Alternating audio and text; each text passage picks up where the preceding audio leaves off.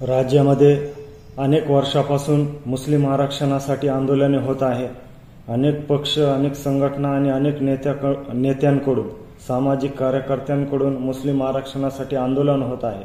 पण शासनाने या विषयाकडे गंभीरतेने घेतलेले नसल्यामुळे अनेक वर्ष झाली की मुस्लिम आरक्षण विषय हा पेंडिंग मध्ये पडलेला आहे।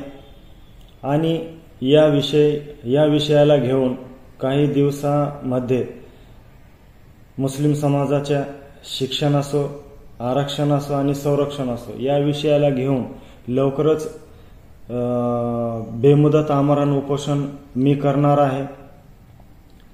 बीड जिल्ह्यातील जनतेला व मुस्लिम समाजाला विनंती आहे की या आंदोलनामध्ये सहभागी व्हावे, या आंदोलनाला खंबीरपणे साथ द्यावी।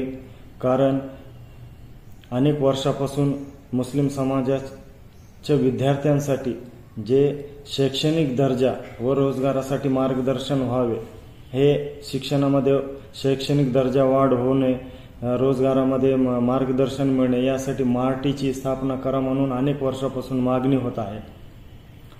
Maulana Azad research technical institute म्हणून, पण शासनाने या विषयाकडे पण दुर्लक्ष केलेले आहे। कालच वित्त मंत्रालयाचा फरमान आला की विशेष म्हणजे स्पेशल संस्था स्थापन करण्याची गरज नाही, त्यामुळे शासनाच्या तिजोरीवर भार पडेल। बार्टी स्थापन झाली, सारथी स्थापन झाली, टार्टी स्थापन झाली, आरटी स्थापन झाली,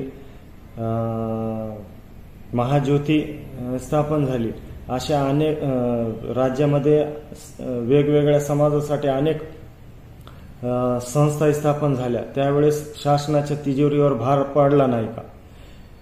त्यावेळेस शासनावर दबाव पडला नाही का? पण आजच मार्टी स्थापन करण्यासाठी शासनाच्या तिजोरीवर भार का पडतो? हे मार्टी नाकारणे म्हणजे शासनाचा जातीय द्वेष आहे।